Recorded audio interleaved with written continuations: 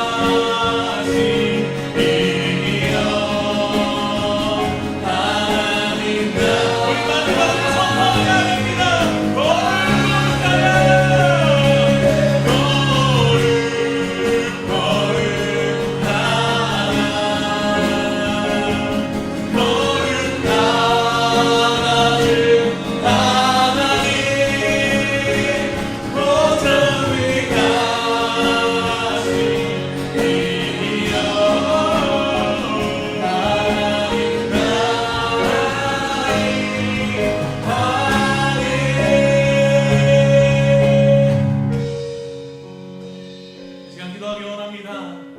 예배를 위해서 또한 이스라엘에서 여기까지 주의 말씀을 전하시다가 여기서 우리에게 어떠한 사역들을 어떠한 일들을 만났는지를 보고해 주실 우리 신우영 선교사님 위해서 기도했으면 좋겠습니다. 이 시간 이 예배가 온전히 하나님이 받으시는 거룩한 예배가 되게 해달라고 말씀을 전하시는 선교사님 가운데 하나님의 영광만 드러나게 해달라고 주여 말씀하시고 기도하겠습니다. 기도합니다. 주여!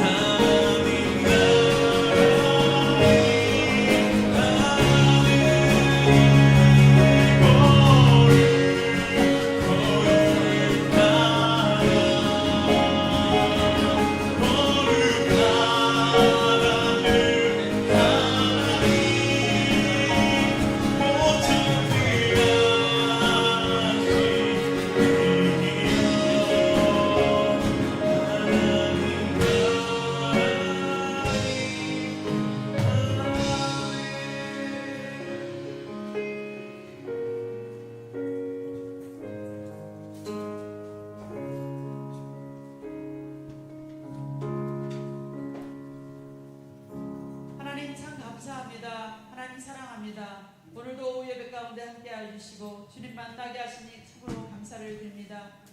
우리는 연약하여서 하나님의 말씀대로 살지 못할 때가 많이 있었음을 고백합니다. 주님 용서하여 주시고 언제나 우리의 삶이 하나님의 말씀에 비추어서 정말로 세상 가운데 구별된 삶을 살아갈 수 있도록 도와주시옵소서.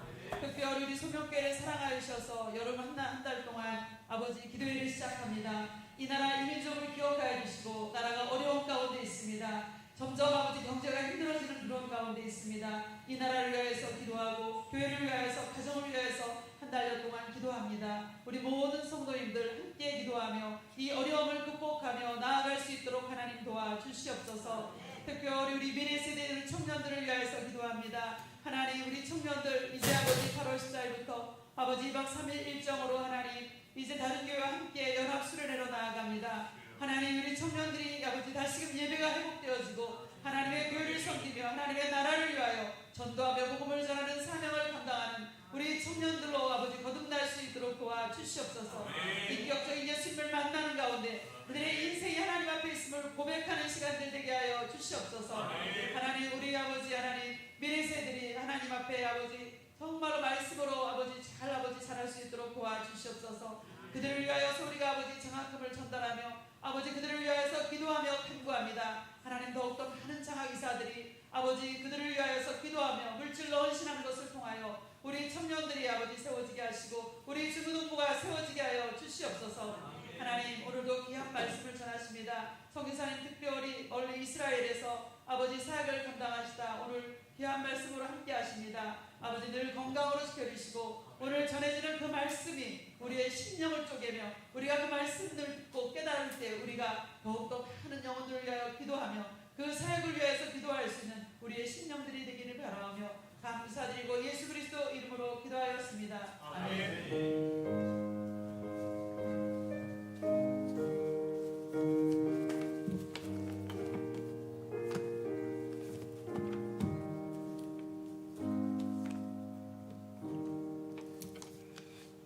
마태복음 23장 27절로부터 39절까지입니다. 신약성경 41쪽입니다. 37절로 39절까지.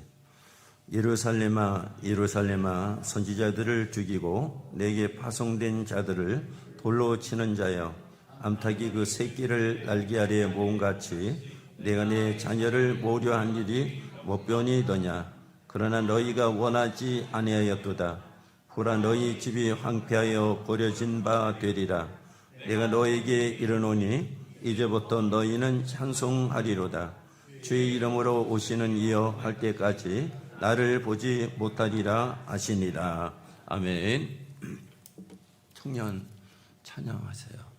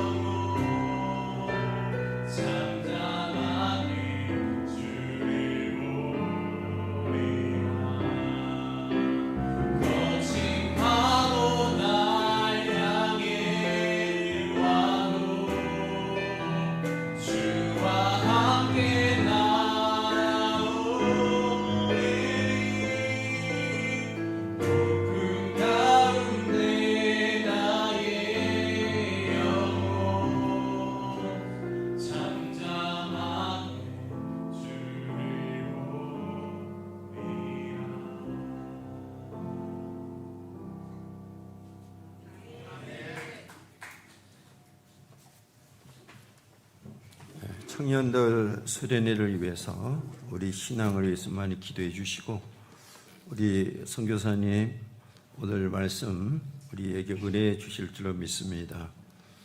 선교사님이 고민하고 기도하는 것이 있는데 이제 31일 날 출국하는 것 같아요. 근데 그날까지 이스라엘에 특별한 전쟁이 일어나지 않도록 기도해 달라고. 왜냐하면 더 전쟁이 심하면 비행기 항공기가 못 간대요. 이게 큰 기도 제목인 것 같아요. 우리 선교사님 오늘 말씀 주시고 그간 사역하면서 하나님의 은혜 주신 거 겸해서 나누도록 하겠습니다.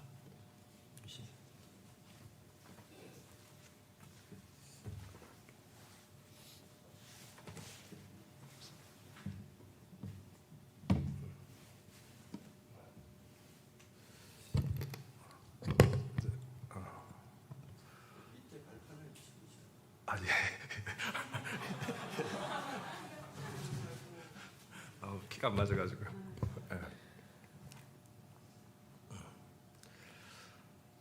찬양에 너무 은혜 받았습니다.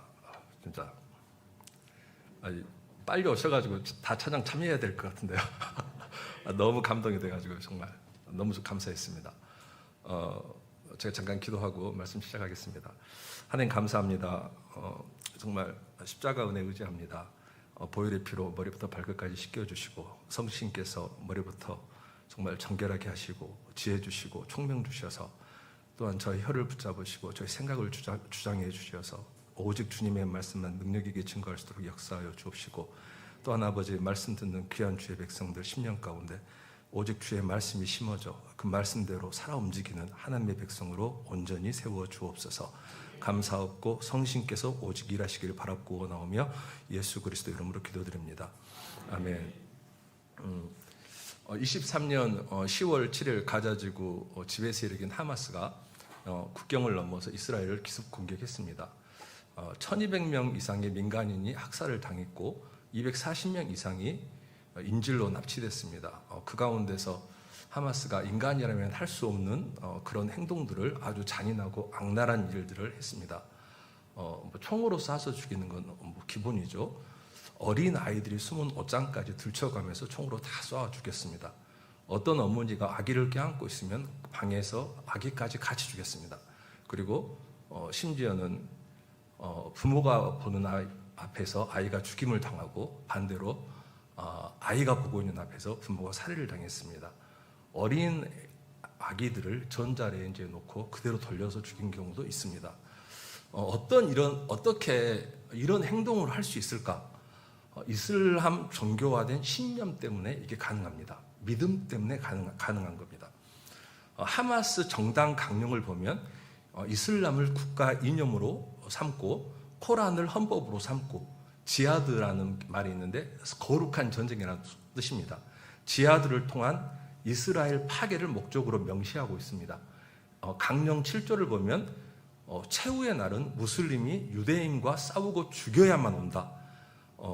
그러니까 유대인을 절멸시켜야지 자기들의 메시아가 온다는 종말론을 가지고 있습니다. 그리고 13조를 보면은 어떤 평화 협상이나 타협도 거부하며 오로지 거룩한 성전으로 유대인을 죽임으로만 해방이 온다라고 그렇게 강령 자체가 되어 있습니다. 이런 사상을 어릴 때부터 계속 주입받으니까 유대인을, 어린애를 죽이면서도 마음에 가책이 없는 거예요. 절멸해야 될 존재로 유대인을 보고 있는 겁니다. 이런 행동이 바로 유대인 이슬람 종말론 사상에서 나오는 거예요. 이란이나 헤즈볼라도 마찬가지죠. 각자 입장은 다르지만 공통적인 것은 하나는 이스라엘의 존재를 부정하고 무력으로 유대인을 절멸시켜 없애버리는 것이 목적입니다. 그게 자기들의 메시아가 오는 방법이에요. 참 정말 무서운 사상을 가지고 있는데요. 그런데 이제 사실 이란이라는 국가가 이스라엘과 1500km가 떨어져 있어요. 그러니까 절멸을 시켜야 되는데 너무 힘들잖아요. 너무 머니까. 그래가지고 하셈 술레이만이라고 아주 이란의 그 군사 전략 천재가 있습니다. 중국으로 하면 제갈량이죠. 제갈공명. 이런 사람이 있었습니다. 이 사람이 어떤 생각을 했느냐면요. 우리는 이란은 너무 머니까 이스라엘 안에 있는 하마스를 키워야 되겠다. 여러분들 뉴스를 통해서 다 들으셨을 거예요. 이스라엘에 있는 하마스를 키워야 되고, 그리고 바로 위에 있는 헤즈볼라를 키우고 돈을 갖다 주고 무기를 계속 갖다 주는 겁니다. 이제 자라날 수 있도록요. 그리고 후티를 키우고 시리아, 이렇게 이라크에 있는 이스라엘을 적대하는 주변을 다 쌓으면서 돈을 갖다 주고 무기를 갖다 줘 가지고 이스라엘을 직접적으로 공격하도록 그렇게 유도를 한 겁니다. 계속해서. 이런 일을 하셈 슐레이마니가 하다가 미군이 그 드론을 보내가지고 죽였거든요. 트럼프 대통령이 사인해가지고 하셈 슐레이마니가 있으니까 저 죽여야 되겠다 해가지고 이제 사살한 거죠. 그런데 제가 말씀드렸잖아요. 이런 행동의 배후가 이슬람 종말론이에요. 그들은 이 이슬람 종말론이 이루어질 거라고 믿으니까 그런 행동을 하지 않겠습니까? 그리고 그런 지하들을 하다 죽으면 바로 천국 간다라고 그렇게 아예 명시하고 있습니다. 천국을 가는데 천국도 모든 죄가 용서받는. 그러니까 예전에 중세시대 때 그 면제부사면 천국 간다는 거하고 비슷해요. 모든 게 그러니까 자기의 목적을 위해서 모든 수단이 정당화되고 그 수단을 이루다가 죽으면은 그 사람은 지하도 뭐 천국을 가는데 그 천국도 상상을 초월합니다. 우리가 생각하는 게 아니에요. 그냥 뭐 72명의 순결한 뭐 처녀가 기다리고 있다. 뭐 이런 말도 안 되는, 우리 생각에서는 말이 안 되는 거지만 어렸을 때부터 세뇌가 되니까 그게 믿어지는 거예요. 그러니까 자살 폭탄 공격을 하고 테러를 하고 계속 그렇게 하는 거죠. 자, 그런데 그 예언들이 하나 둘씩 맞아져 가면 그래도 이게 진짜인가? 그러겠죠. 그러나 지금 보십시오. 이스라엘이 하마스를 완전히 박살내고 있습니다. 헤즈볼라를 박살내고 있습니다. 그리고 주변국에 이스라엘 적대시하는 국가들을 차근차근 박살내면서 마지막으로 이란까지 굉장히 세게 때렸죠. 그러니까 또한 이렇게 이런 전략들을 이슬람을 종말론을 믿고 하나하나 이루어 나가던 그런 위에 있는 머리들을 다 죽였어요. 그게 이스라엘의 전략이에요. 위에서 이제 다시는 그런 일을 못하도록. 그러니까 예언의 말씀이라는 게 이루어져야 힘이 있는 겁니다. 전부 이루어지지 않을 헛된 거짓, 사탄이 뿌려놓은 거짓을 믿으면 사람들이 정말 하나님 말씀에 가증한 자들이라고 나오고 하나님의 심판이 그대로 임하게 되어 있습니다. 반면에 말입니다. 네타냐후 이스라엘 총리 아시죠? 네타냐후 총리가 2013년 10월 1일에 68차 유엔 총회에 가서 연설을 합니다. 그런데 아모스서 좀 띄워주실래요? 9장 15절 말씀입니다. 같이 읽겠습니다. 내가 내 백성 이스라엘이 사로잡힌 것을 돌이키리니 그들이 황폐한 성읍을 건축하며 거주하며 포도원을 가꾸고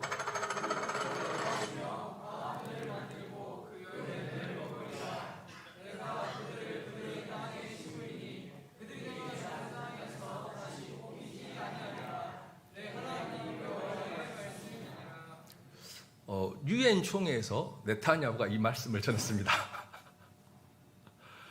유엔 총회가 이런 성경 말씀을 전할 수 있는 자리는 아니잖아요.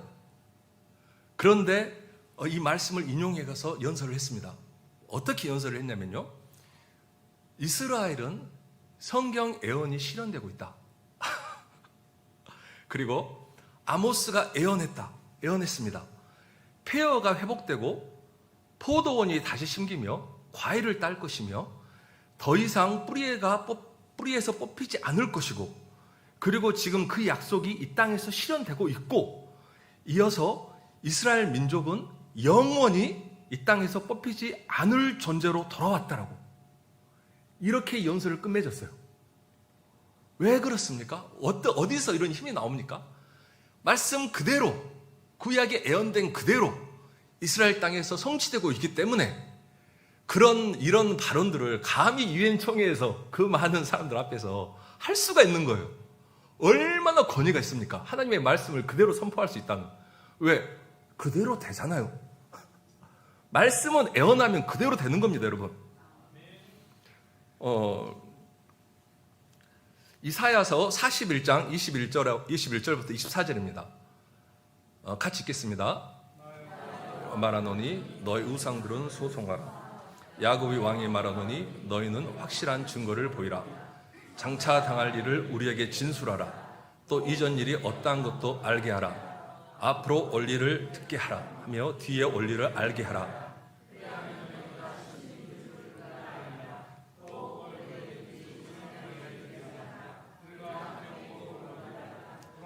너희는 아무것도 아니며 너희는 허망하며 너희를 택한 자는 가증하니라. 자, 하나님이 직접 말씀하십니다. 너가 진짜 신이면 말해보라고요. 말해가지고 이루어지면 그게 진짜 신이죠. 이슬람이 진짜 신입니까? 전혀 아니죠. 이슬람은 신구약 성경으로서 주워 들어가지고 편집을 해서 자기 기억으로 편집해 놓은 게 코란이에요, 여러분. 이거 이슬람이 보면 저 죽이려고도 할 수 있는데, 코란을 못 오가면 사실 굉장히 이슬람에게 전도할 때 조심해야 됩니다. 코란을 못 오가는 거에 대해서 아주 강하게 반발하기 때문에 그러나 실제적으로는 그 신구약 성경을 교묘하게 짜집게 해갖고 다 어떻게 해갖고 만들어 놓은 게 코란이고 말도 안 되는 소리가 너무나 많습니다. 근데 그런 걸 믿고 자기 목숨을 걸고 지하들을 하니 그 인생들이 얼마나 비참해집니까?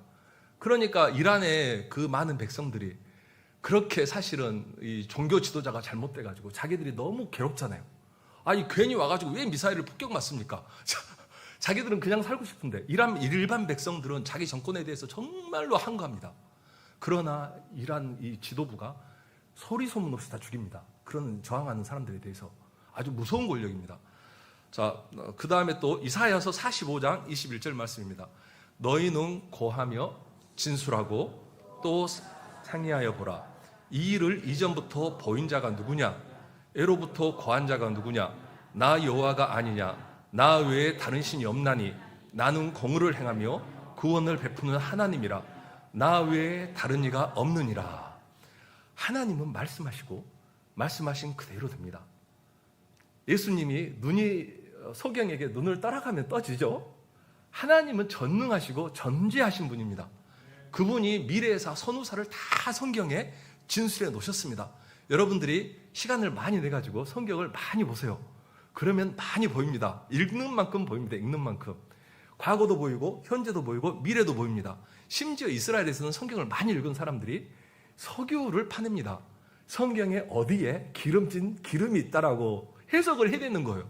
그래가지고 실제로 이스라엘이 산유국이 됐어요.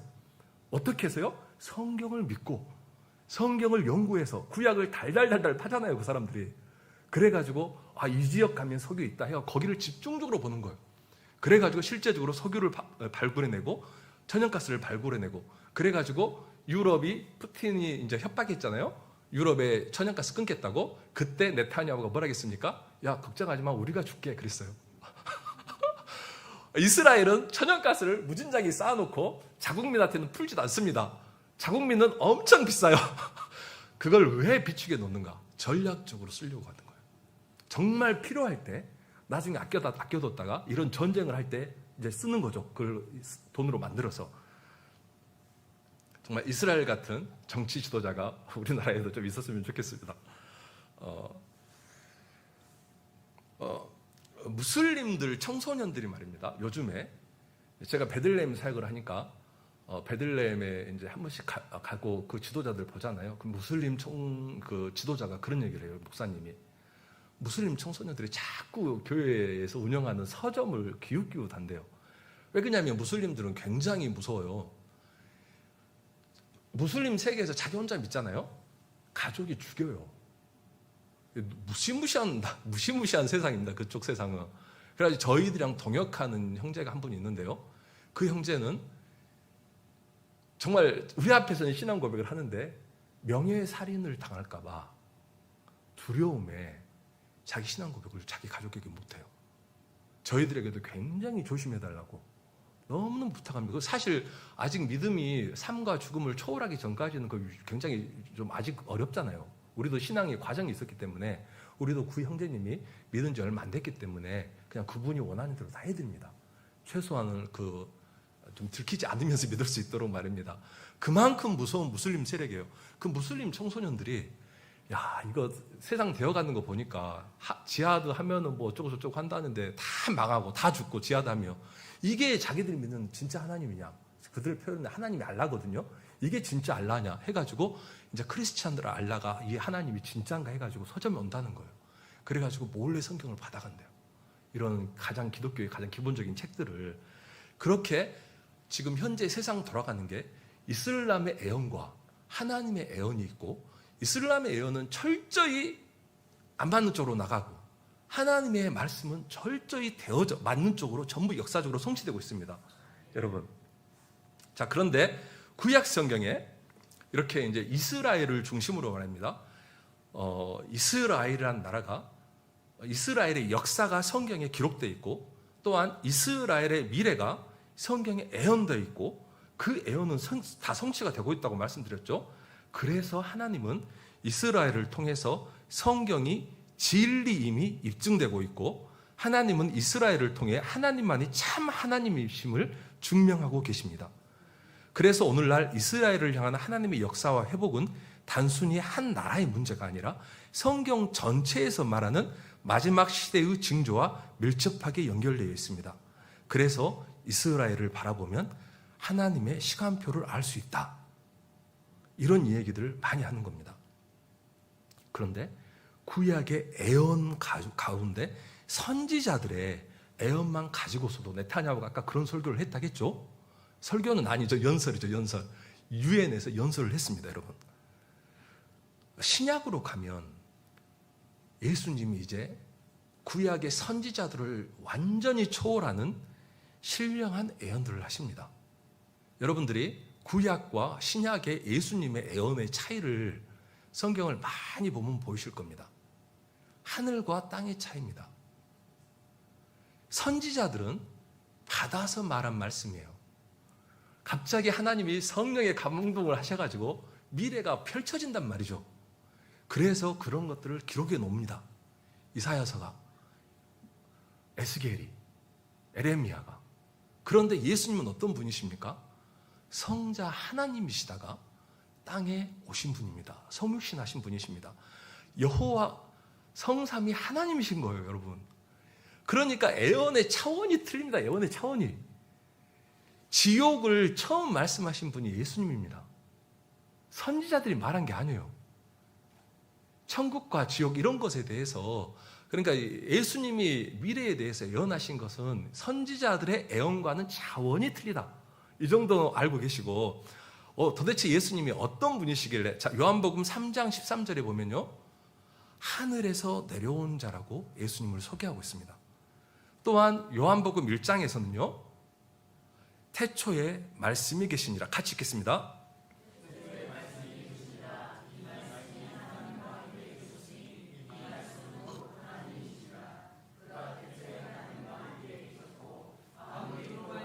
지은 바 되었으니 지은 것이 하나도 그가 없이는 된 것이 없느니라. 요한복음 5장 22절 27절입니다.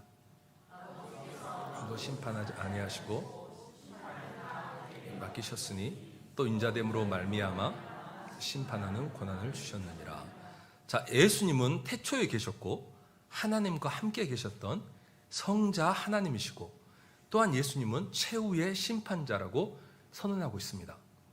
이분이 사람이 되어 말씀하시니까 어떤 내용이 나오겠습니까? 신이 사람이 되신 분이 말씀하시면, 원래 신은 시간 위에 계신 분이죠. 영원에 계신 분입니다. 이분이 사람이 돼갖고 하나님이 이제 사람이 되셔서 말씀을 하시면 갑자기 자연스럽게 과거가 나오다가 현재가 나오다가 미래가 나옵니다. 시간이 과거, 현재, 미래가 그냥 한 본문에서 나와요. 원래 그런 세계에 계셨던 분이기 때문에요. 자, 여러분, 마태복음 23장 37절에서 39절입니다. 같이 읽겠습니다. 선지자들을 죽이고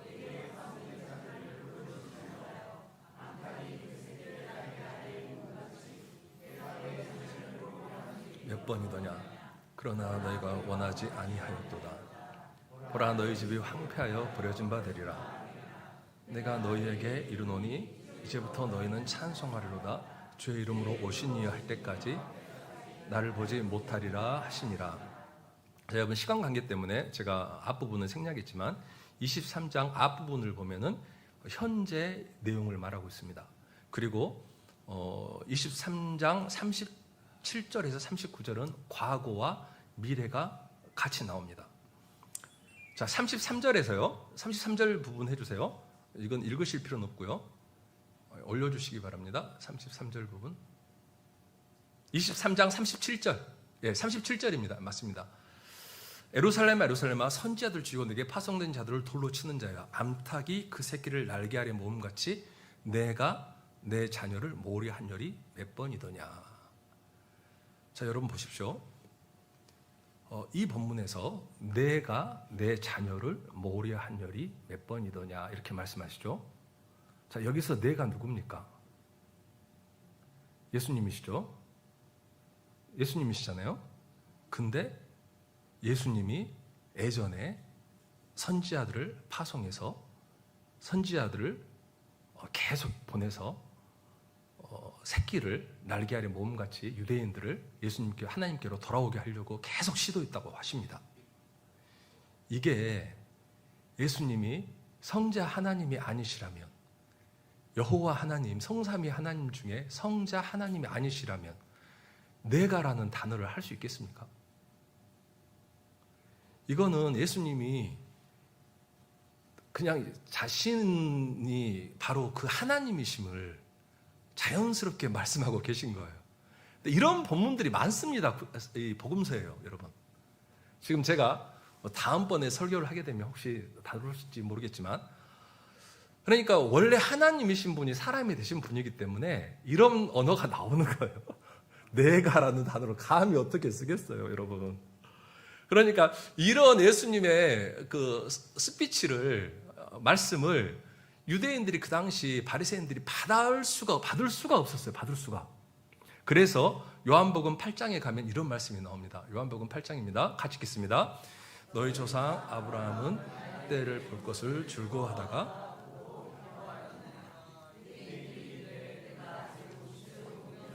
아브라함을 보았느냐? 예수께서 이르시되 진실로 진실로 너에게 이르노니 아브라함이 나기 전부터 내가 있느니라 하시니. 보십시오. 아브라함 나기 전부터 내가 있었다고 하시. 이런 말씀을 사실 저희가 지금 이 시대에 예수님이 오면 어떻게 이런 말씀 우리가 받을 수 있겠어요? 저거 신천지야 이러겠죠.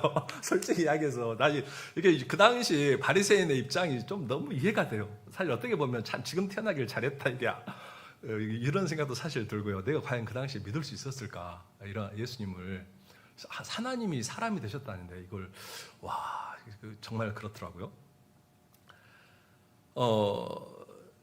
이렇게 예수님이 받아들이기 힘든 말씀을 하시니까 말입니다.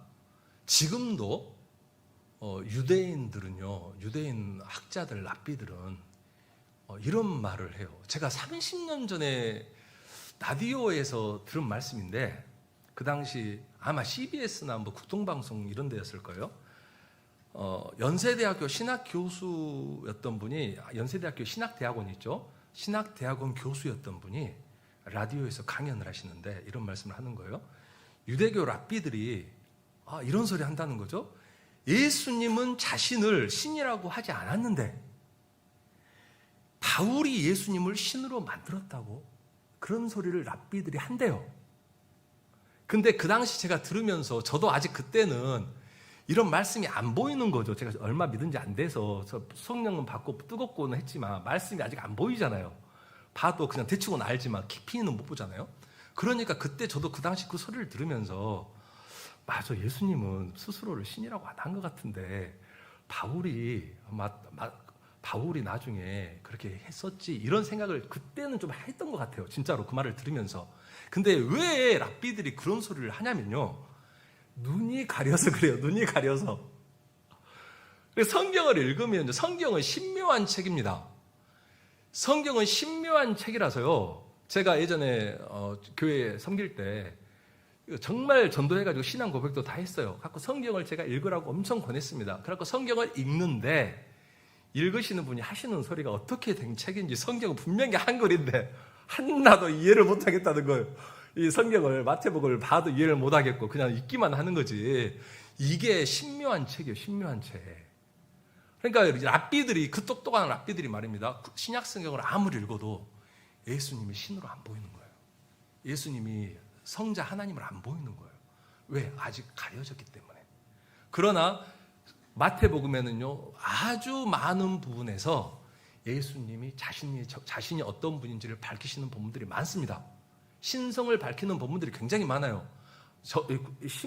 사복음서가 다 그래요, 여러분. 특별히 마태복음하고 요한복음에는 굉장히 많습니다. 그런데 눈이 가리니까 예수님의 신성이 안 보여요. 여러분들도 마태복음 읽어보세요. 예수님의 신성이 보이시면 눈이 조금 열리신 분이에요. 진짜로요.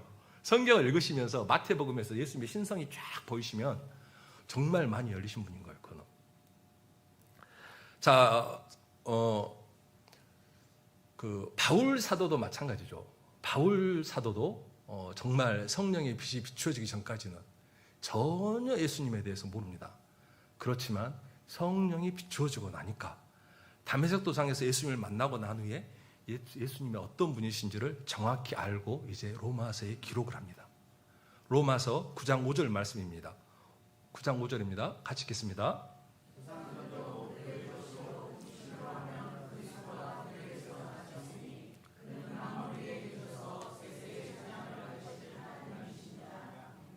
뭐라고 기록이 되어 있죠? 만물 위에 계셔서 세세 찬양을 받으실 하나님이시니라. 아멘. 말씀 너무 좋잖아요. 예수님은 시간 위 영원에서 이스라엘의 선지자들을 계속 보내셨고 그들은 돌이키기를 원하지 않았습니다. 자, 그래서 예수님이 이어서 말씀하십니다. 마태복음 23장 38절입니다. 같이 읽습니다. 보라, 너희 집이 황폐하여 버려진 바 되리라. 자, 예수님이 이렇게 말씀하셨습니다. 제가 말씀드렸죠. 말씀하시면 그대로 된다고요. 마태복음 11장에 보면 예수님께 저주받은 세 도시가 나옵니다. 이제 이스라엘 오시면 여기를 많이 가요. 예전에 예수님이 많이 활동하셨던 곳이기 때문에 고라신, 벳세다, 가버나움입니다. 근데 예수님이 이 세 도시를 저주하니까 그 도시가 지금 가면 폐허밖에 없습니다. 사람이 살질 않아요. 물론 이제 관광지가 됐기 때문에 이제 성지순례 코스가 됐잖아요. 그런 부분은 좀 있겠죠. 그러나 저주받은 그대로입니다. 예수님이 한번 말씀하시면 그대로 돼버리는 겁니다. 자, 여기서 지금 너희 집은 황폐하게 된다고 했죠. 황폐하여 버려진 바 된다고 했죠. 직접적으로는 예루살렘 성전을 가리킬 수 있고 또 예루살렘을 가리키는 것으로 볼 수 있습니다. 그리고 넓게 보면 이스라엘 전체를 가리킨다고 볼 수 있습니다. 예수님이 이렇게 예언하신 후 기원 후 70년에 로마 장군 티투스에 의해서 예루살렘 성은 함락이 되어졌고 예루살렘 성전은 완전히 파괴되었습니다. 그리고 황폐하여 버려진 바 되었습니다. 제가 시간이 많으면 황폐화된 역사에 대해서 자세히 말씀드릴 수 있는데 지금 설교를 짧게 하라는 저희 아내의 명령이 있었기 때문에 좀 줄이겠습니다. 예. 계속 완전히 예언대로 이스라엘은 황폐화됩니다. 그냥 주인 없는 땅이 되고 제국들이 힘을 가진 주인들이 다스리게 됩니다, 여러분. 그리고 그냥 강대국들이 지배를 하는데 거기다 투자를 안 해요. 왜 그러냐면 예수님이 이미 황폐화된다고 말해놨잖아요. 그러니까 거기다가 무슨 투자를 안 해요. 오로지 세금만 빼내는 땅이 되는 거예요. 자, 보십시오. 오스만 투르크 시대가 있는데 중동사 공부해 보면 다 나옵니다. 그 시대가 있는데요. 그 시대에는 나무가 몇 그루느냐에 따라서 세금을 내게 했어요. 그 땅에. 그렇게 하니까 어떤 일이 생기냐면요. 나무를 다 없애버려요. 실제 역사예요. 실제 역사. 이게 나무를 다 없애버리면 어떻게 되겠어요? 북한이 나무가 없으니까 완전히 땅이 다 무너져버리고 다 황폐화돼 버리잖아요. 똑같은 원리인 거예요, 이게. 그러니까 산림 황폐화되고 토양이 유실되고 그러니까 당연히 다 황무지가 되는 거죠. 그래가지고 그리고 또 그 당시 그 유목민들이 있거든요. 항상 그 동네 가면은 베두인이라고 있습니다. 베두인이 있는데요. 베두인들이 양하고 염소를 키웁니다. 그런데 염소가 말입니다. 뿌리까지 갉아먹은 거예요. 근데 심지는 않고 계속 이런 방목을 하면 어떻게 되겠어요? 모든 뿌리가 어떻게 잘라놔도 뿌리라도 있으면 또 올라올 거 아닙니까? 이게 염소가 뿌리까지 다 갉아먹어버리고 그리고 절대로 투자는 안 하고 그러니까 사방이 늪지대가 되는 거죠. 수로가 없으면 전부 늪지대가 되잖아요. 물 위에 어떻게 수로가 없으면 전부 퍼지겠죠. 그러니까 전부 국토가 늪지대가 되는 겁니다. 늪지대가. 그래서 사람은 살 수 없고 늪지대가 되면 모기가 많겠죠. 모기가 있으면 말라리아가 창궐합니다, 여러분. 그러니까 점점 더 사람이 살 수 없는 땅이 되어져 갑니다. 그래서 19세기에 그 지역을 여행한 사람들이 남긴 기록이 있습니다. 여러분, 톰 소녀의 모험을 쓴 마크 트윈이라고 있습니다.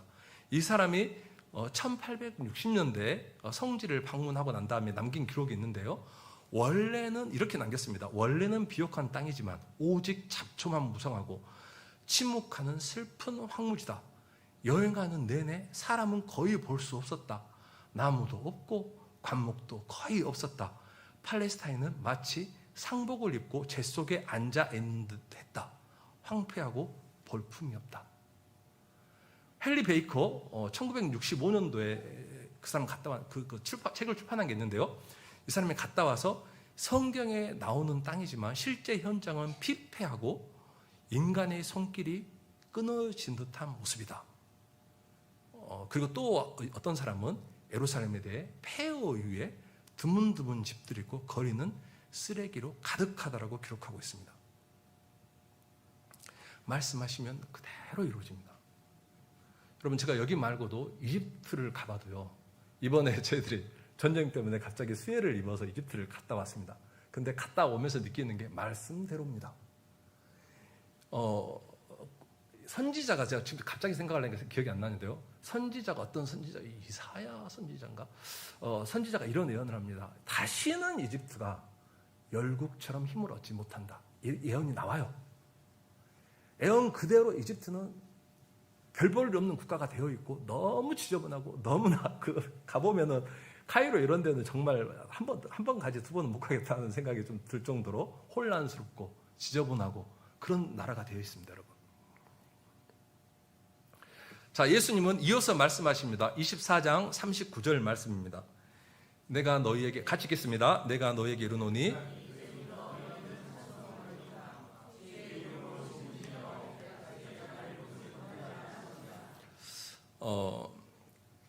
찬송하리로다. 방금 그 구절은 좀 띄워놔 주실래요? 네. 네. 찬송하리로다 주의 이름으로 오시는 이여. 이 말씀 가운데 있죠. 이 말씀은 그 유대인 가운데 메시아를 가리키는 특별한 시편 구절 중에 있습니다. 이 구절이 시편 118편에 나오는 구절인데요. 메시아 시편이라고 알고 있고, 그리고 이렇게 아예 찬송하리로다 주의 이름으로 오시는 이여, 이걸 이제 히브리어로 바루카바 베셈 아도나이, 이 히브리어 구절이거든요. 이 구절이 아예 있습니다. 이 구절이 있고, 이 구절은 특별히 유대인들 절기 때마다 이 구절을 외칩니다. 절기 때마다 메시아를 대망하는 구절이에요. 메시아가 오시기를 그렇게 간구하면서 이 구절을 찬송하리로다 주의 이름으로 오시는 이여, 이 구절을 외칩니다. 그리고 또 한 번요. 이 구절은 유대인 전통 결혼 예식에서 신랑이 신부를 데리러 올 때 그때도 외칩니다. 신랑을 향해서 찬송하리로다 주의 이름으로 오시는 이여, 이렇게 외치는, 그래서 유대인들은 다 압니다. 이 구절이 무슨 의미인지. 바로 메시아를 대망하는, 이스라엘이 신부고 하나님이 신랑이시죠. 구약 개념으로 하면요. 이스라엘이, 그러니까 하나님이 메시아로 오실 때 이 구절을 외치는 겁니다. 신랑 대신 하나님. 우리로 하면은, 기독교로 하면은 신부 대신 교회를 예수님이 데리러 오시잖아요. 이때 외칠 수 있는 게 찬송하리로다, 신부가 신랑을 향해서 외치는 구절입니다. 메시아를 기다릴 때, 신랑을 기다릴 때, 신랑이 올 때 외치는 구절이라 이거죠. 자, 보십시오. 내가 너희에게 이르노니 이제부터 너희는 찬송하리로다 주의 이름으로 오시는 이여 할 때까지 나를 보지 못한다. 이렇게 말씀하고 계시는 거예요. 나를 보지 못한다. 이거 굉장히 저주 같죠? 어마어마한 저주긴 맞아요. 이때까지는 철저히 가려집니다. 예수님에 대해서 철저히 가려집니다. 유대인들이 정말 이거는 어마어마한 저주입니다. 하지만 이 말씀을 바꿔 생각하면 너희가 찬송하리로다, 예수님을 향해서 말입니다. 예수님을 메시아로 인정하고 예수님을 신랑으로 인정하고 찬송하리로다 나 주의 이름으로 오시는 이여 하기 시작하면, 그 시절은 예수님이 온다는 재림의 타임입니다.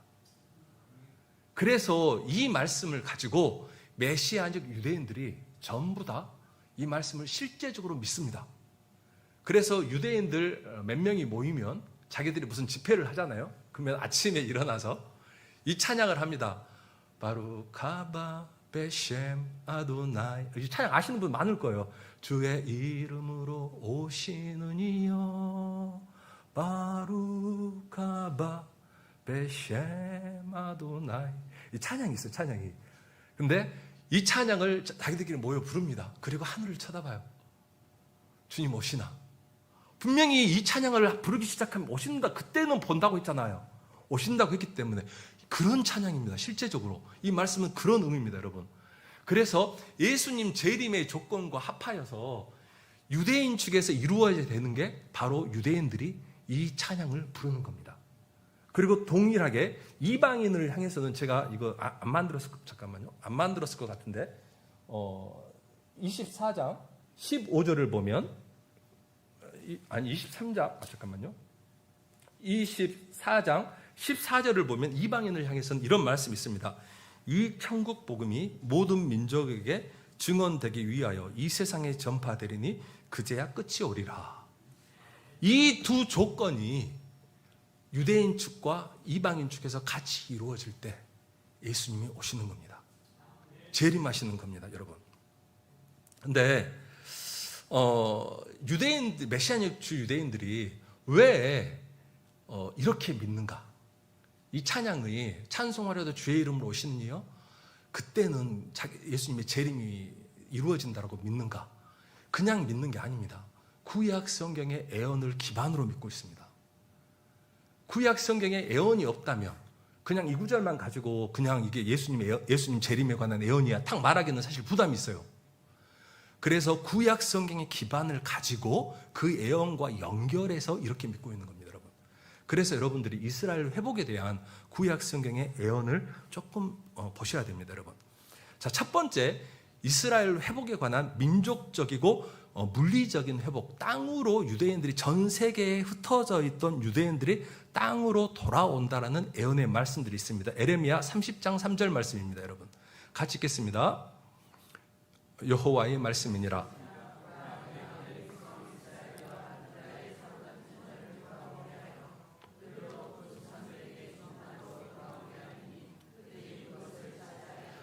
자, 에스겔서 36장 24절 말씀입니다.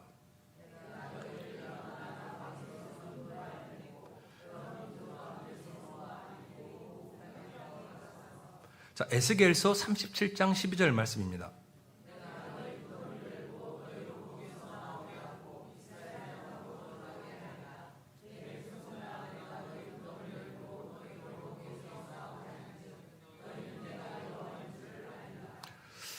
자, 세 구절 말고도 많지만 이 정도 하겠습니다. 이스라엘 땅으로, 자, 에스겔서 37장 12절만 제가 잠깐 보면요.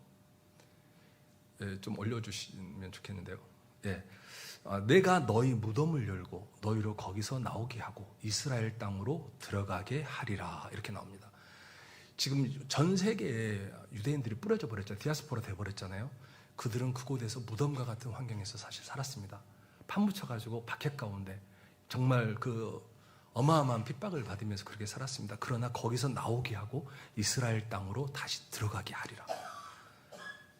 자, 그리고 또한 그 땅의 회복에 관한 말씀이 예언되어 있는데요. 황폐한 땅이 다시 경작되리라는 말씀들이 있습니다. 자, 이사야서 35장 12절 1절 2절 말씀입니다. 같이 읽습니다. 광야와 메마른 땅이 기뻐하며 사망이 백합화 같이 피리라. 무성하게 피어 기쁜 노래로 즐거하며. 자, 그리고 에스겔서 36장 33절에서 36절 말씀입니다. 내가 너희 죄악을 씻는 날에 너희 성읍들에 사람이 거주하게 하며 황폐한 것이 건축하게 할 것이라. 황폐한 땅이 경작이 될 것이라.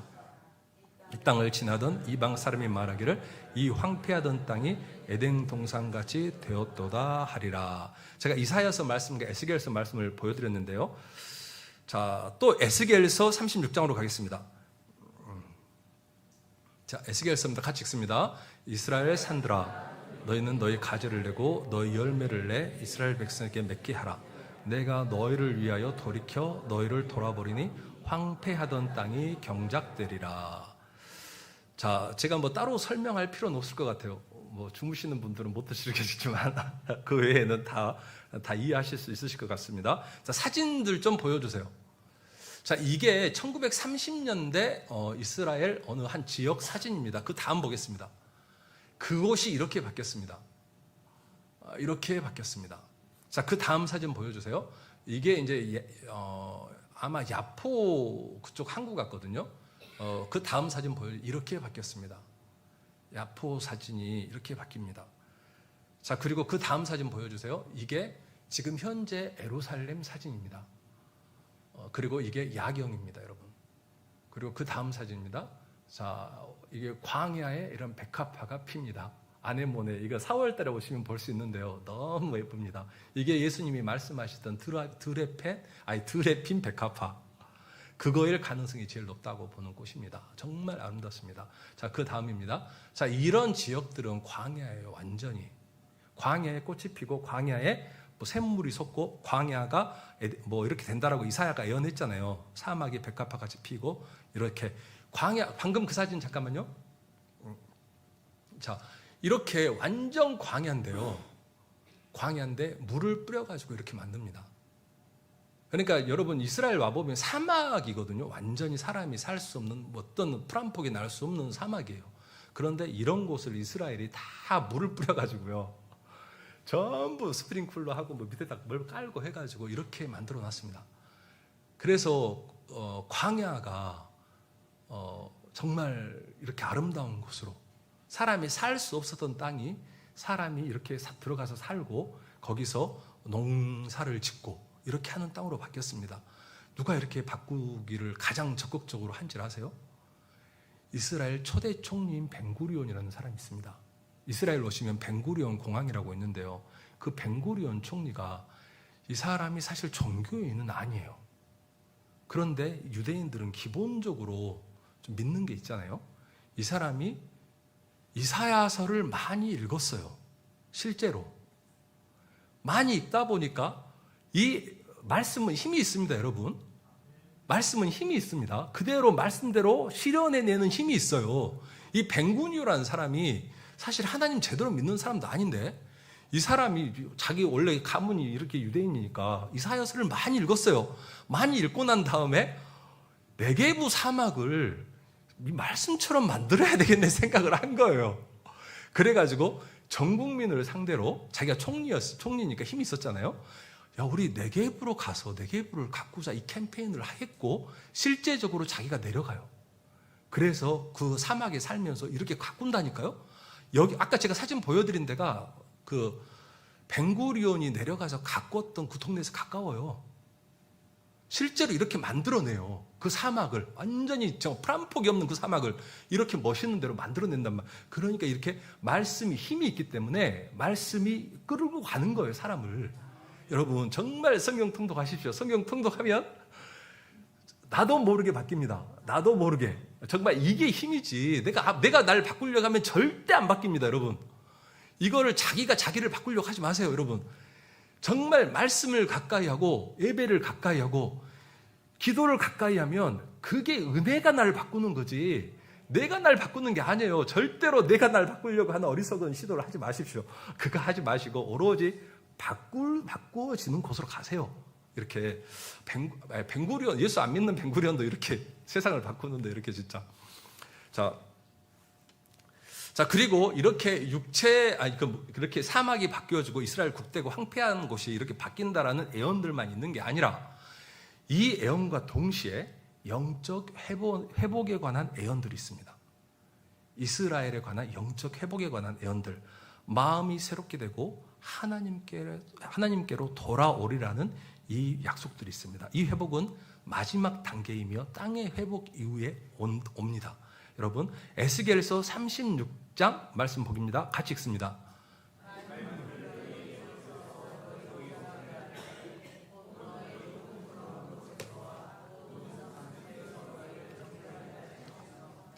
또 새 영을 너희 속에 두고 새 마음을 너희에게 주되 너희 육신에서 굳은 마음을 제거하고 부드러운 마음을 줄 것이며 또 내 영을 너희 속에 두어 너희로 내 율례를 행하게 하리니 너희가 내 규례를 지켜 행할지라. 자, 이런 이스라엘 유대인과 연관된 이런 애언들을 이미 있기 때문에 하나님은 약속하신 거잖아요. 이렇게 회복시킨다고. 자, 그러면은 분명히 메시아적 주 유대인들이 이런 말씀들을 보면서 마지막 때에 유대인들은 주께로 돌아온다. 하나님이 돌아오게 하신다. 이 약속을 믿고 이런 말씀들이 이루어질 걸 믿고 그리고 이런 유대인들이 모여서 찬송하리로다 주의 이름으로 오시는 이여 외치기 시작하면 찬양을 부르기 시작하면 그때 예수님이 온다라고 믿고 있는 겁니다, 여러분. 자, 그럼 지금은 이제 여러분들 말씀 따라오다 보면 지금이 바로 그런 유대인들이 세워지고 있는 시기라는 걸 여러분 알 수 있을 겁니다. 지금 현재 예전에 제가 말씀도 드렸지만 사실 독립전쟁 1948년 그 시절만 해도 거의 10손가락 아닙니다. 20손가락 유대인 중에 믿는 사람 숫자가요. 하지만 6.1 전쟁 이후부터 믿기 시작했다겠죠, 반이들. 그리고 지금 현재는 3만 명이 믿고 있다, 아니면 10만 명이 넘게 믿고 있다, 이런 보고들이 있습니다. 그러나 전체적으로 보면 아직 2% 이하입니다. 하지만 이스라엘 전국에 교회가 세워져 있습니다. 어마어마한 변화입니다. 그리고 올해 제가 5월 달에 펜타티크바라는 도시가 있거든요. 그 도시에서 메시아닉 주 믿는 유대인들 집회가 있었습니다. 그래서 갔다 왔습니다. 그곳에서 유대인들이 모여서 함께 찬양을 합니다. 그 사진 좀 보여주시기 바랍니다. 그 다음 사진도 좀 보여주세요. 이렇게 이분들이 벌써 바루카바, 베셈, 아도나이를 외치고 찬양하고 있습니다. 아침에 외치다가 하늘을 쳐다보고 오시나 안 오시나 확인하고 안 오시네, 직장 가자 하고 이제 가는 거예요. 이걸 유대인이 말씀 전하면서 직접 간증하더라고요. 이걸 자기들 그러고 산다고 직접 간증을 하는 걸 제가 들었어요.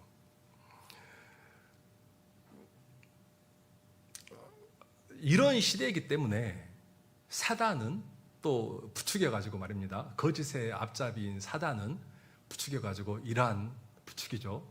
헤즈볼라 부추기죠. 하마스 부추겨가지고 이스라엘을 죽여버리려고 하는 거예요. 전멸시켜버리려고. 이런 걸 다 알기 때문에 이스라엘이 영적으로 회복되면 주님이 오신다는 것을 사단도 알기 때문에 이런 시도를 하고 있는 거죠. 그래서 아직 영적 생명의 씨앗이 어릴 때, 아직 일어나기 전에 싹을 잘라버리려고 그렇게 노력을 하고 있는 겁니다. 하지만 하나님이 고토에 모아놓은 유대인들, 그들에게는 이제 복음의 소식이 점점 전해지고, 그리고 그들이 주께로 돌아오는 날이 점점점 다가오고 있고요. 그 일을 하는 것이 바로 저희들의 시대적인 사명이라고 저희는 생각하고 있습니다. 그리고 하나님이 직접 그 일을 하고 계십니다. 자, 하나님 말씀입니다. 역대하 16장 9절입니다. 같이 읽겠습니다.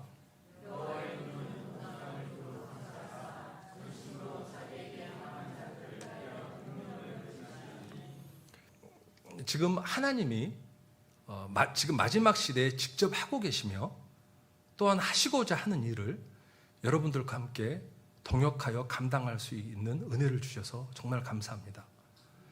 우리도 정말 주님이 따라오라고 하신 그 길로 오직 하나님의 뜻만을 구하며 주님이 원하시는 길을 끝까지 같이 갈 수 있기를 소망합니다.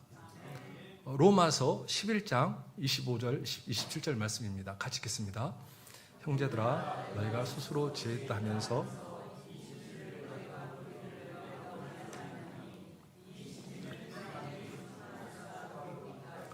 이스라엘의 더러움은 우둔하게 된 것이라. 그리하여 온 이스라엘이 구원을 받으리라. 기록된 바 구원자가 시온에서 오사 야곱에게서 경건하지 않은 것을 돌이키시겠고 내가 그들의 죄를 없이 할 때 그들에게 이루어질 내 언약이 이것이라 함과 같으니라. 자, 계속 있습니다. 로마서 15장 10절 말씀입니다. 된 바 아름답도다 좋은 소식을 전한 자들의 발이여 함과 같으니라. 자, 로마서 15장 10절 말씀 없으세요? 또 가로되 열방들아 주의 백성과 함께 즐거워하라 하였으며. 자, 여기서 열방들이라는 표현은요, 원래는 이방인들아 이 소리입니다. 이방인들아 주의 백성 이스라엘 유대인 백성들과 함께 즐거워하라 하였느니라. 자, 시간이 기회가 된다면 다음에 이제 이방인과 유대인이 하나 되는 이야기라든가 다양한 말씀들이 성경에 다 있기 때문에 또 말씀을 나누겠습니다. 정말 이 마지막 시대에 하나님이 하시고자 하는 일을 우리 남양주 소명교회와 함께 이렇게 감당할 수 있어서 정말 하나님께 감사하고요. 또한 여러분들에게도 정말 감사합니다. 자, 기도하겠습니다. 감사합니다. 마지막 시대에 전능자가 하시고자 하는 일이 무엇인지를 말씀을 통해 알게 해주시니 감사합니다. 또한 아는 데서 그치는 것이 아니라 함께 마지막 때에 이루어질 유대인 선교 사역에 동참케 하여 주시니 감사합니다. 다른 그 어떤 것도 보지 않고 오직 주님의 뜻만을 구하며 충성스럽게 그 사명을 감당하는 저희 모두가 되게 하여 주옵소서. 만군의 여호와의 열심히 이를 이루시리라고 말씀하시며 주의 백성과 당신의 종들을 통해 당신의 뜻을 이루어 가시는 전능하신 하나님을 찬양하며 예수 그리스도의 이름으로 기도드립니다. 아멘. 감사합니다. 축도 안 되는 거예요. 축도하고 마치겠습니다.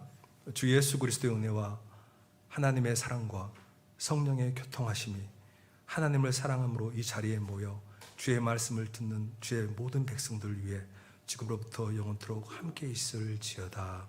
아멘. 주님 감사합니다. 주님 감사합니다. 주님 감사합니다.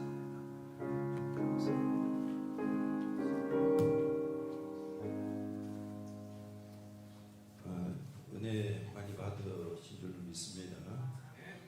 우리 이상하게도 선교사님 두 분들이 너무 키가 커가지고 발판을 다 치워야 됩니다. 우리 김성교사님도 굉장히 복음이 강하죠. 그리고 우리 임성교사님 무서울 만큼 아주 강해요. 그래서 이제 이스라엘 선교사를 하고 거기 이제 복음이 그렇게 많이 전해지고 있고 앞으로는 한국도 이 복음이 이렇게 강해야지만은 한국 교회를 유지하게 되는 것이고요. 성경에 대해서 얘기했죠. 성경을 어느 정도 봐야지 성경이 보이기를 시작을 해요. 제가 이제 150번 봤는데 얼마 전부터 성경이 보이기 시작하는데 하나님이 정해진 시간까지 허락하신다면 한 400번 모아가지고 그러니까 암송이 어느 정도 될 때까지 그걸 하나님 앞에 기도하고 있는데 제 욕심인지 모르죠. 성경이 보여져야 되더라고요. 여러분들 보고 성경을 보시라는 거죠. 그리고 또 오늘 우리 세일장들은 오늘은 낮 설교 가지고 이제 나누기로 하고 오늘 휴가 가신 분들이 몇 가지 계셔. 오늘 이제 마지막 피크잖아요. 그래서 오늘은 안 하도록 이렇게 하겠습니다. 그리고 김부장 원사님은 저를 조금 보고 가시고, 우리 잘못하면 오해하실 것 같은데 임성 교사님이 긍정적으로 웃었다는 거. 알아들었어요? 예, 수고하셨어요.